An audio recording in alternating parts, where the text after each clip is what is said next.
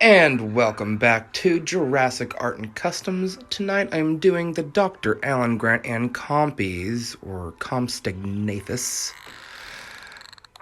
Wasn't that a chaos effect line? I'm confused. Anyway, I've started on the flannel here. Flannel is difficult for me, so I'm glad it was only a little bit of a partial shirt.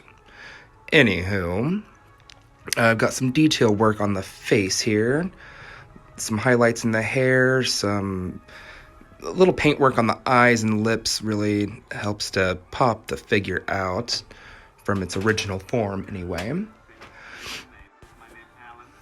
People say it doesn't hold much likeness to Sam Neill, but I have to disagree. I think it's pretty spot on. If you have this figure and you look, it doesn't really pick up on camera, but they even have his mole detail in there. I think I mention that every time I do this figure, but it's true. It looks a lot like him.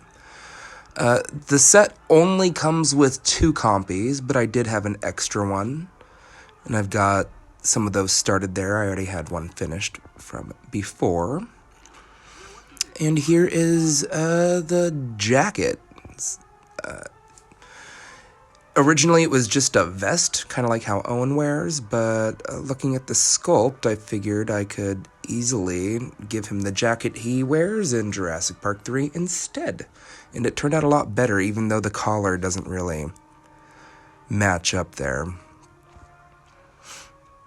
And I really like the glowing eyes of the compy, so I try to incorporate that into the finished look there.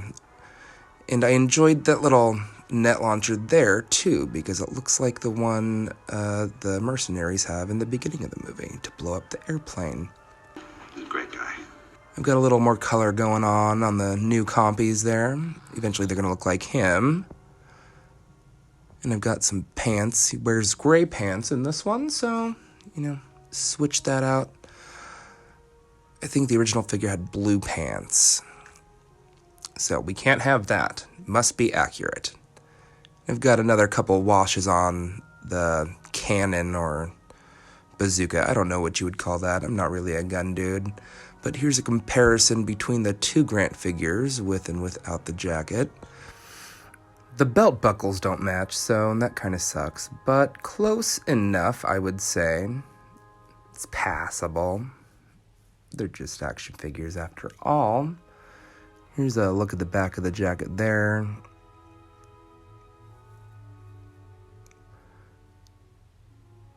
Just give you a bit of a full 60 before going into the compies.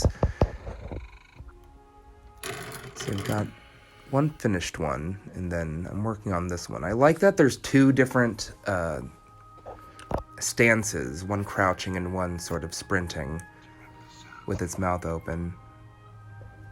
Because there aren't many compy figures, and the only one before this was that magnetic one that came with the Dieter Stark in The Lost World, and it just wasn't a great sculpt. And these have perfect sculpts, screen accurate for sure, if a little big.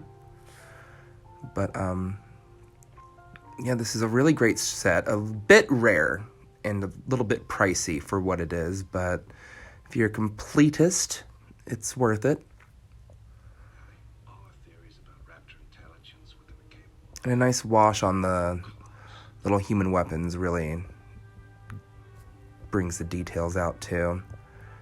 And this is the finished guy. I've got